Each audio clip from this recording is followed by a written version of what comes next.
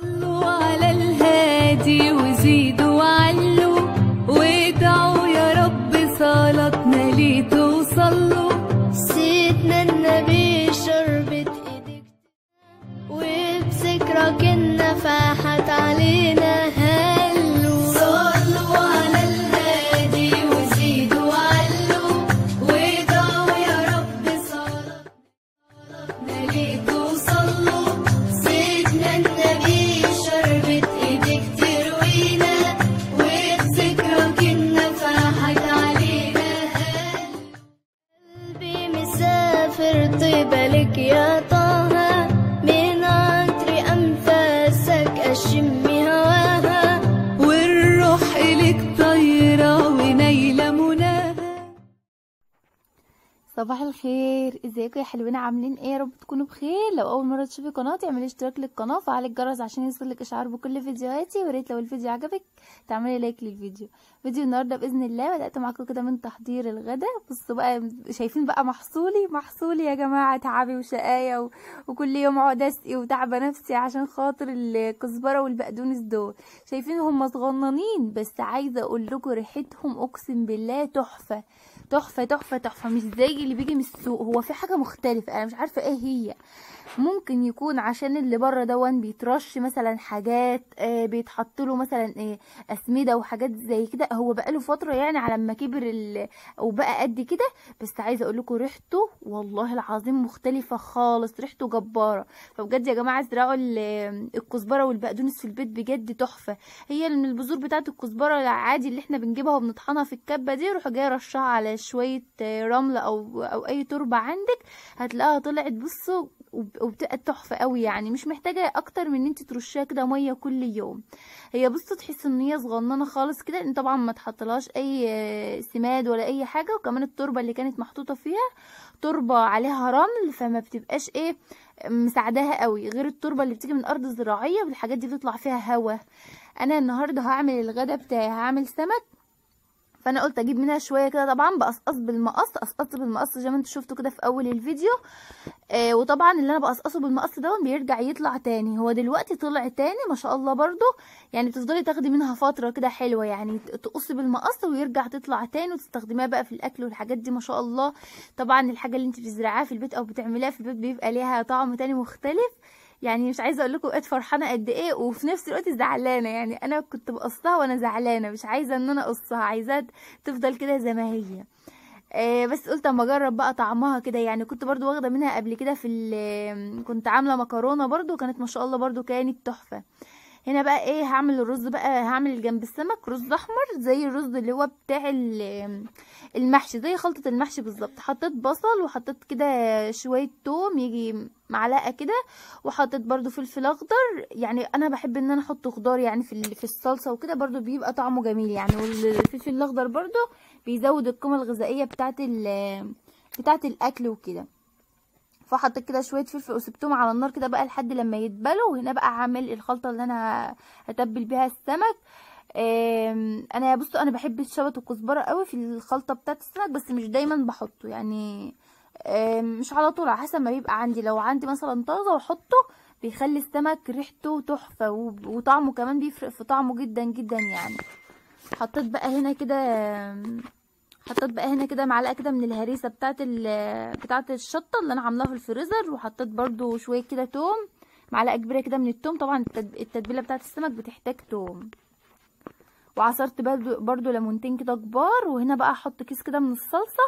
ساعه لما البصل عندي، انا حطيت البصل الاول بعد كده التوم بعد كده الفلفل، سبتهم دبلوا بس مع بعض شويه.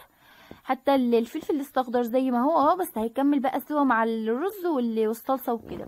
وحطيت بقى كده شويه كمون، شويه كزبره، ورشه فلفل اسود. الرز دون بيكون طعمه تحفه تحفه جنب السمك، سواء بقى مشوي او مقلي. بس مش دايما بعمله لانه بياخد وقت يعني في العمايل وكده، فانا بستسهل الرز الابيض العادي. وحطيت كده مكعب مرقه، المرقه برضو بتطعمه وبتخليه طعمه جميل قوي.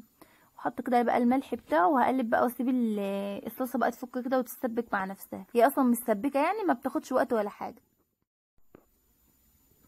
جيت بقى هنا علشان ايه احط بقى التوابل بتاعه الخلطه بقى اللي هي التتبيله بتاعه السمك. بصوا جربوا التتبيله دي جميله جميله. في ناس كتير بتعملها، شفت ناس كتير بتعملها يعني، وفي ناس بتعملها بالثوم، على حسب بقى كل واحد ما هو بيحب يعني.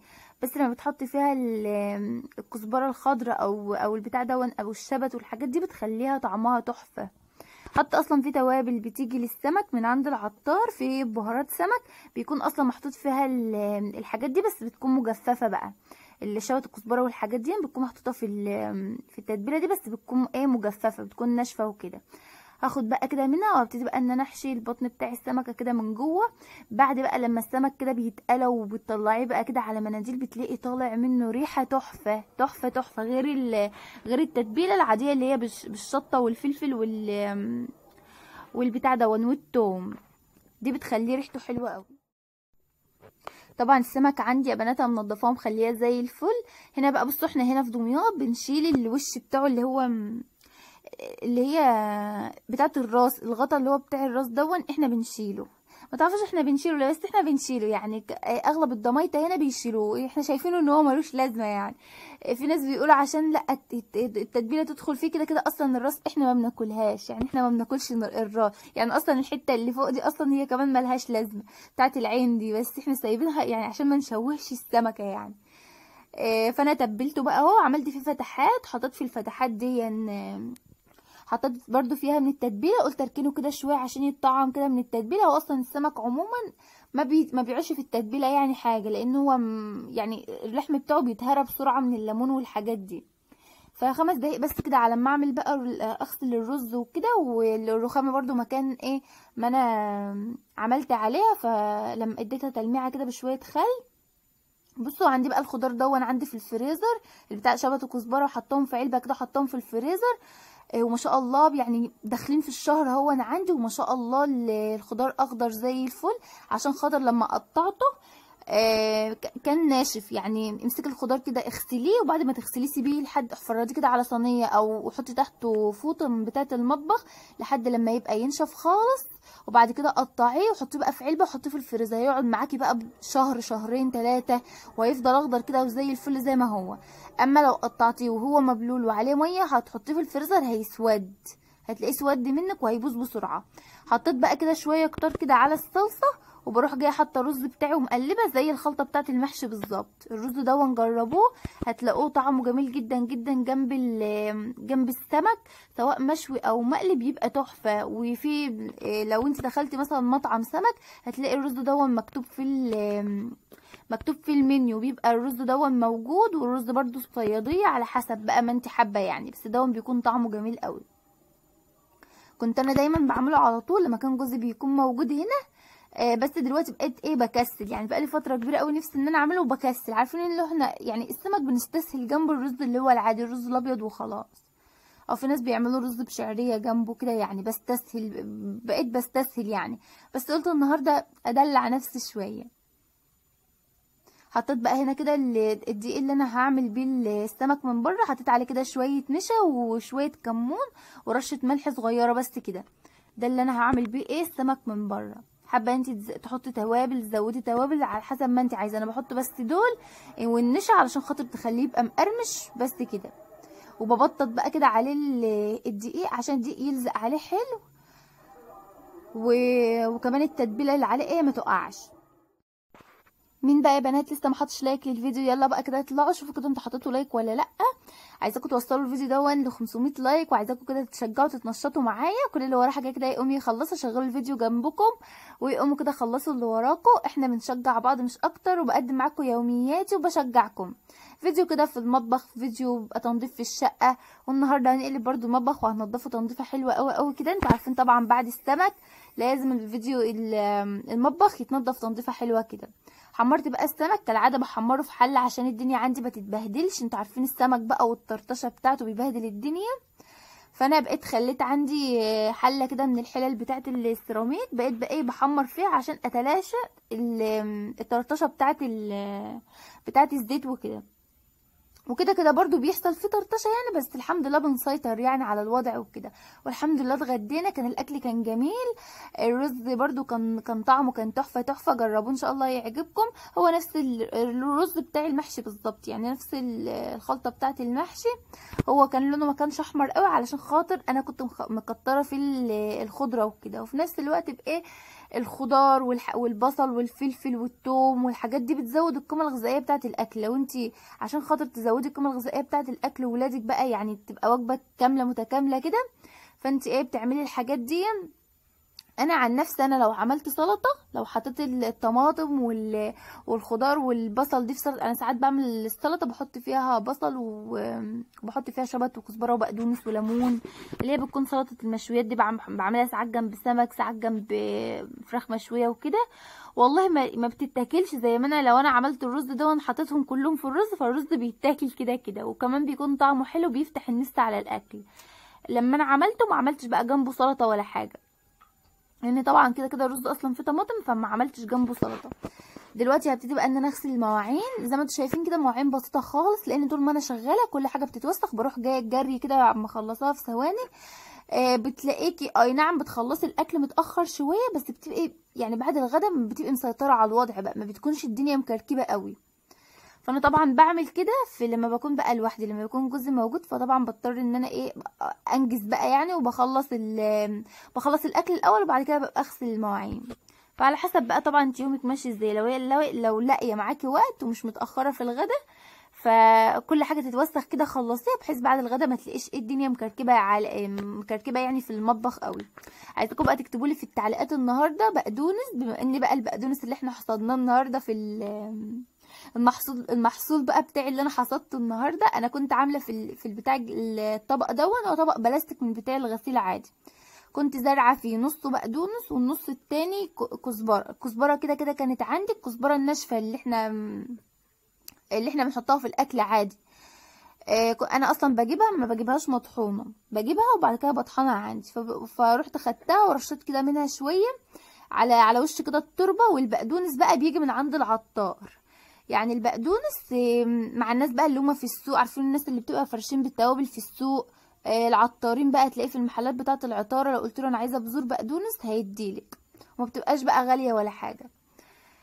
في متابعه كانت سالتني قبل كده كذا مره على موضوع الرمل دون، فانا سالت ماما قالت لي عادي، يعني ان هي تزرع تجيب مفيش يعني عندها تربه طين وكده، فقالت لي ممكن اجيب رمل وازرع فيه. فماما بتقول لي اهم حاجه تبقى المكان اللي انت زارعه فيه دون يبقى مبلول بس وخلاص، والبذور دي يعني بتنبت وبتطلع. عشان خاطر احنا كنا ايام ما احنا كنا في ابتدائي، بتقولي فاكره لما كنت في ابتدائي وكنتوا بتعملوا البذور كنتوا بتعملوها في قطن، والبذور كانت بتنبت وبتطلع، فعادي هتطلع في الرمل. فلو عايزين جربوا في الرمل برضو هيطلع، بس هو ما بيخليش الحاجه تبقى مصحصحه قوي تطلع بسرعه زي ما تكون التربه يعني غنيه وكده وفيها فوسفات زي بتاعه الارض الزراعيه.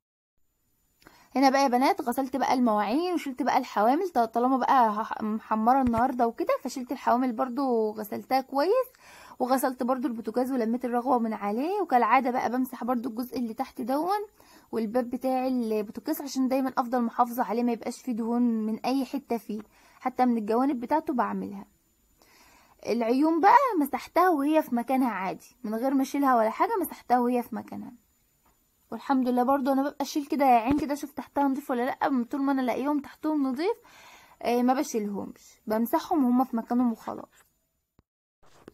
همسح بقى دلوقتي الظهر بتاع البوتاجاز. انا عامله معايا كده طبق يا بنات، حاطه فيه شويه كلور كده على شويه بتاع دون برسيل. الكلور مع البرسيل ما بيعملش حاجه، احنا من زمان اصلا واحنا لما بنيجي نغسل الهدوم بنحط البرسيل وبنحط الكلور في قلب الغساله مع الاتنين مع بعض، هما بيتفاعلوا بس مش قوي زي لما بتحط بريل مع كلور، لان كانت في واحده حذرتني قبل كده يعني من الكلور مع اي ماده تانية بيعمل ماده سامه وكده. انا فعلا لما كنت حطيته قبل كده مع بريل فعلا كان هيموتني وخنقني جدا جدا. كنت بنضف المطبخ خصوصا بقى لو حطيتي ميه سخنه معاهم بيتفاعلوا اكتر، يعني لو الميه ساقعه ما بيتفاعلوش قد كده. انا حاطه بقى، انا عندي جيركن كده كلور تحت الحوض، فبحب بصراحه ان انا انضف بيه، خصوصا لما بيكون اليوم مثلا فيه سمك بقى وزفاره وكده. هو الكلور هو اللي بيخلي المطبخ تبقى ريحته حلوه.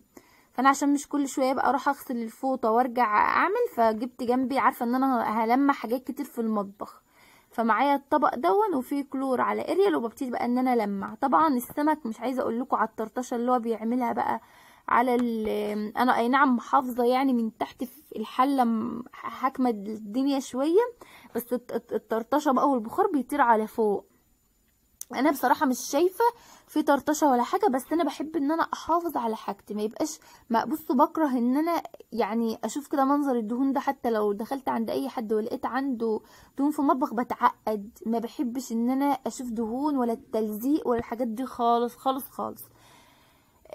فانا دايما بحب ان انا المع الشباك كده بتاع المطبخ. والله العظيم لما كنت بنضفه التنظيفات العميقه بتاعت تنظيفات الشتاء، يعني ما شلتوش ولا غسلته على الحوض من كتر ما هو كان نظيف. يعني كان في حاجات خفيفه كده بس من فوق عملتها، فما اضطرتش ان انا اشيله. ايدك لما بتبقى في الحاجه، لما بتيجي تنضفي تنظيف عميق بتلاقيه سهل بقى بالنسبه لك. زي ما انا جيت اعمله كده تنظيف عميق، لو كان متبهدل قوي ما كانش هينفع اغسله وهو في مكانه، كان لازم هنزله واحطه على الحوض علشان اعرف ان انا اتحكم فيه اكتر. فانا دايما بقول لكم لما تحمري كده اي حاجه، لمعي كده حوالين البوتاجاز، السيراميك اللي جنب البوتاجاز من هنا ومن هنا بالفوطه كده، وعلى الماشي كده هيشيل اي دهون او اي حاجه. لكن لو سبتيها هتلزق طبعا، هتحتاج بقى سلكه وتدعكي، هتحتاج مذيب دهون، فهتتعبك اكتر. انا هنا اصلا كنت حاطه على التربو، كنت حاطه كده القماشه اللي انا بفرشها على الترابيزه كانت متوسخه محتاجه تتغسل، فانا كنت فرشاها على الجزء اللي جنب التربو ده وانا بحمر عشان ما يطرش عليه دهون. بس برضو شيلته وعملته، يعني لان كان بقالي فتره كده ما كنتش نضفته من الجوانب مع البخار بقى والحاجات دي، فاكيد بقى بيجي عليه تراب بيلزق كده شويه، فقلت بالمره اما اشيله عشان بقى البوتاجاز دي يلمع معايا حلو. فجبت كده فوطه ناشفه وهديله كده تنشيفه اخيره عشان ارجع بقى الحوامل بتاعته كده على نظافه.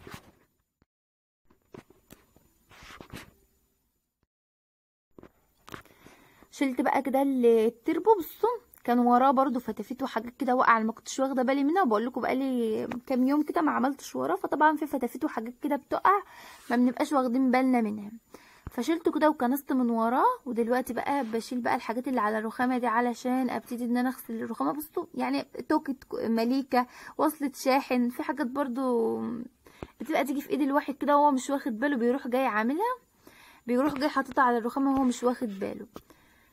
فهنا بقى جبت البتاع دين القماشه اللي انا حطاها على البوتاجاز دي من تحت، طالما بقى حمرت حاجه فهشيلها اغسلها.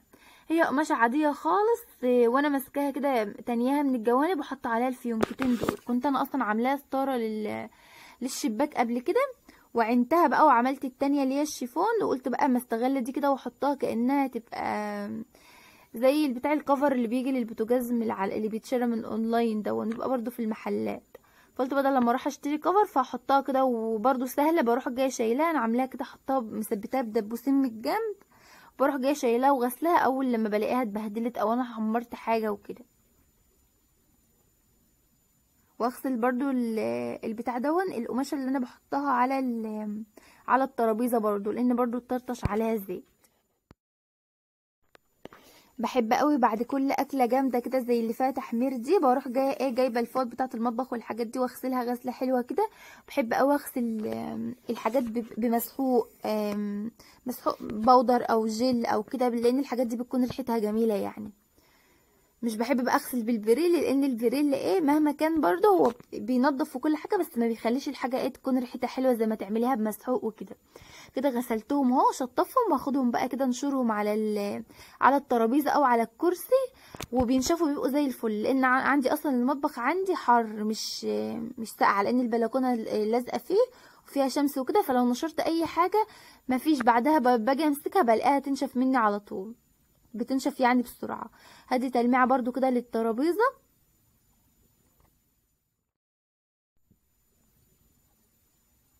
ومسكت بقى الفوطه كده بتاعه المطبخ، ولمعت كده عندي الرخامه، مش تلميع يعني، عادي يعني. انا باخد بالفوطه من الميه دي اللي هي فيها الاريال، وابتدي كده ان انا امسح، لان الرخامه اصلا ما كانتش متبهدله قد كده يعني.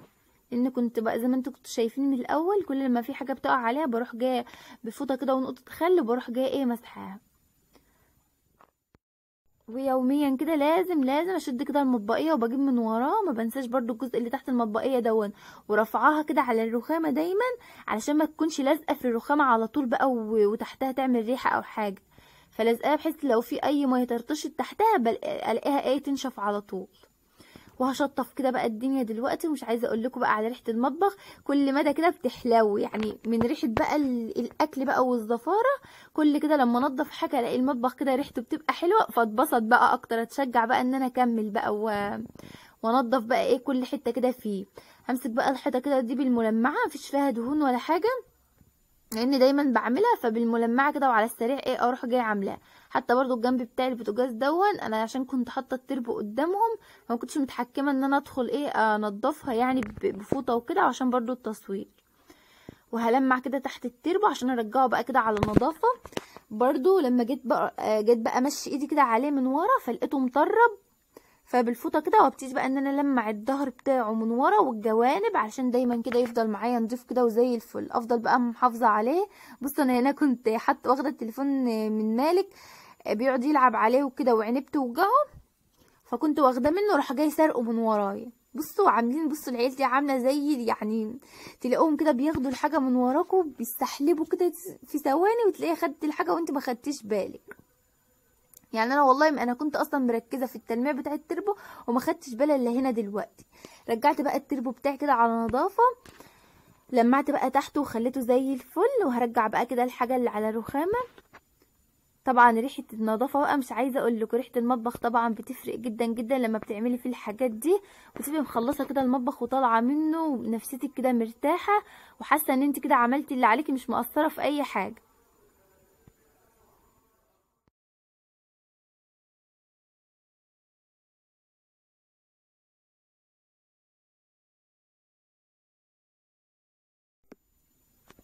جيت بقى انا لما على الارض بتاع المطبخ، وافتكرت بقى الرخامه دي نظيفه، بس انا قلت يعني هي جت عليها يعني ملهاش نفس انها تتلمع هي كمان، فانا قلت ايه اديها برضو تلميعه كده، هظبط بس الحاجات اللي مكركبه اللي عليها دي، لان ما بحبش ان انا ايه، ما بحبش ان انا المع المطبخ وبعد كده افضل اقعد امشي بقى على الارض بتاعته كتير، بتلطخ بقى كده وبتبقى شكلها مش حلو.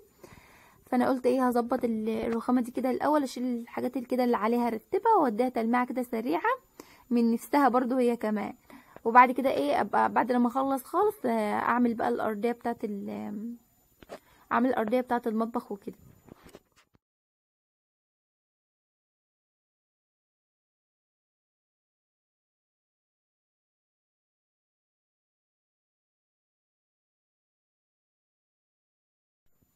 خلاص ظبطتها بقى وبقت زي الفل، وكمان عندي الازاز بتاعه الميه غسلتها ومليتها.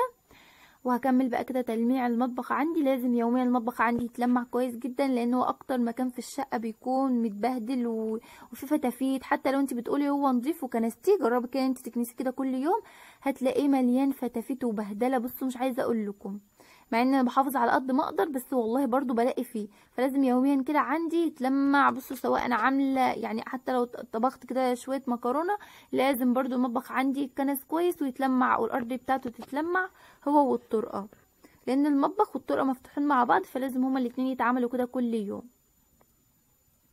الشقه بنقول مثلا نشفط بيها في المكنسه عادي، لان اخرها بيكون فيها فتافيت تراب، اما المطبخ فتافيت وتراب وطرطشه ميه وطرطشه زيت. بصوا مش عايزه اقول، في كل حاجه تخطر على بالكم بتبقى فيه، فلو انت عملتيه كل يوم هتلاقيه برضو مطلع بلاوي.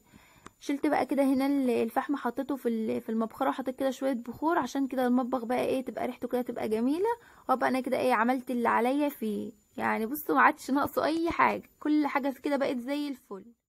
بس كده يا بنات، وبكده يكون الفيديو بتاعي انتهى معاكم النهارده. اتمنى الفيديو يكون عجبكم، متنسوش بقى تكتبوا لي في التعليقات بقدونس